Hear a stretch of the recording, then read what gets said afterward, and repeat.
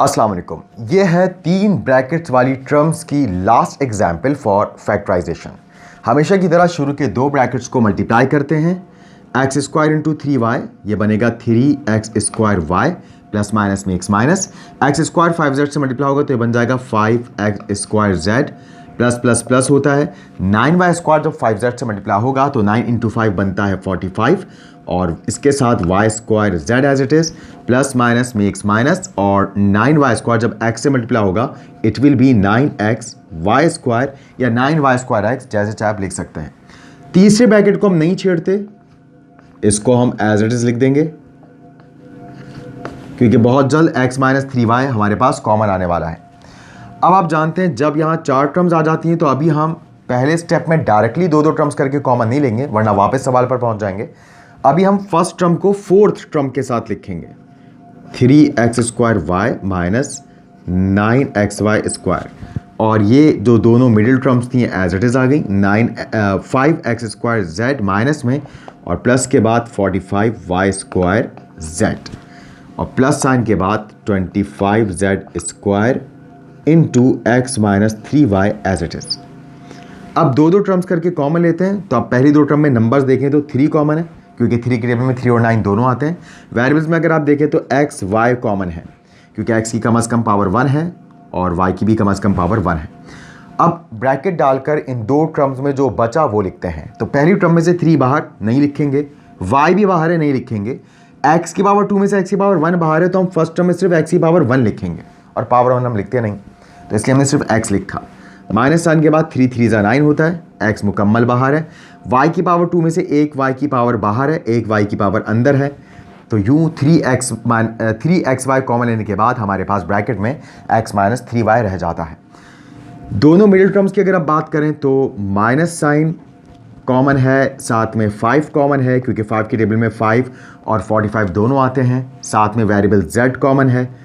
अब जो बचा वो लिखते हैं, 5 बाहर z बाहर, एक्स स्क्वायर रह गया प्लस माइनस माइनस 5 9 ज़ा 45 होता है, z बाहर है, 9 के साथ मजीद y स्क्वायर रह गया, फिर प्लस साइन के बाद 25z square into X minus 3y as it is. अब आप जानते हैं कि मिडिल टर्म में जो ब्रैकेट होता है उस पर a square minus b square का फॉर्मूला अप्लाई होता है। तो यहाँ पर हम फॉर्मूला अप्लाई करेंगे मगर उससे पहले इन दोनों टर्म्स को हम स्क्वायर्स में लिखेंगे। तो यहाँ पर बाकी सब कुछ हमें एज इट इज़ लिखना होगा। Minus 5z curly bracket, 2 squares आ गए हमारे पास और इन स्क्वायर्स के नीचे हम जो वैल्यूज़ लिखेंगे उन्हें हम a और b मानेंगे और एक बार प्लस करके और एक बार माइनस करके लिखेंगे जैसा कि फॉर्मूला हमसे कहता है। तो एक्स स्क्वायर का स्क्वायर रूट एक्स होता है, 9 का स्क्वायर रूट 3 होता है, वाई स्क्वायर का स्क्वायर रूट वाई होता है। अब आप देख सकते हैं अगर हम पावर्स को अप्लाई करें तो हम वापस यहीं पहुंच जाएंगे।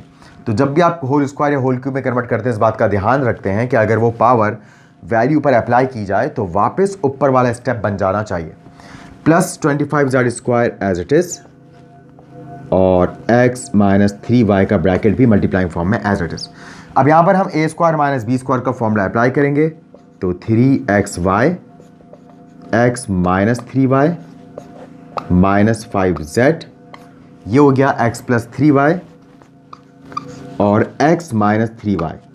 पहले ब्रैकेट के अंदर मौजूद वैल्यू को हमने a माना है, दूसरे ब्रैकेट के अंदर मौजूद वैल्यू को हमने b माना है, तो ये बना a square minus b square जो बराबर होता है a plus b a minus b के, और फिर प्लस साइन के बाद 25z square into X minus 3y as it is.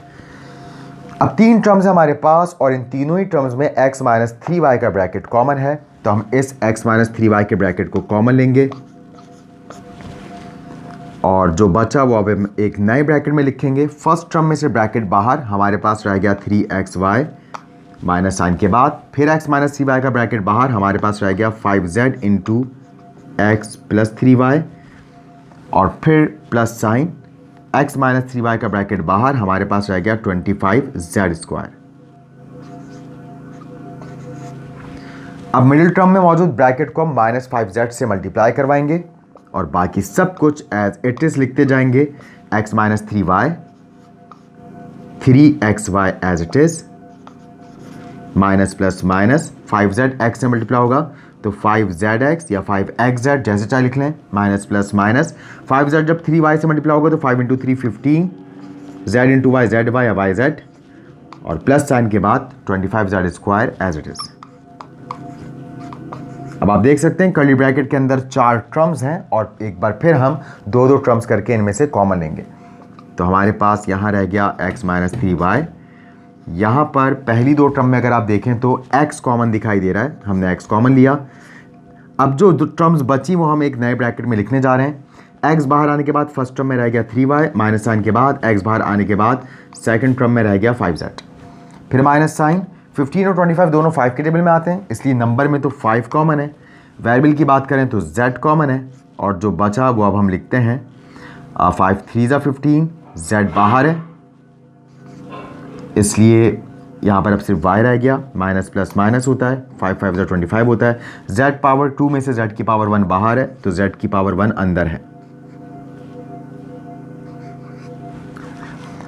अब अगर आप देखें यहाँ पर तो कर्ली ब्रैकेट के अंदर हमारे पास दो टर्म्स हैं।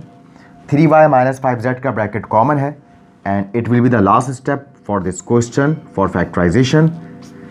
यहाँ पर 3y माइनस 5z का ब्रैकेट फर्दर कॉमन आ गया है, और ब्रैकेट बाहर आने के बाद अब हमारे पास फर्स्ट टर्म में से रह गया x, और ब्रैकेट बाहर आने के बाद कॉमन के तौर पर सेकंड टर्म में से हमारे पास रह गया 5z 9s में। इंशाल्लाह मिलते हैं नेक्स्ट एपिसोड में एक नई टाइप की फैक्टराइजेशन के साथ। तब तक के लिए अल्लाह हाफिज़।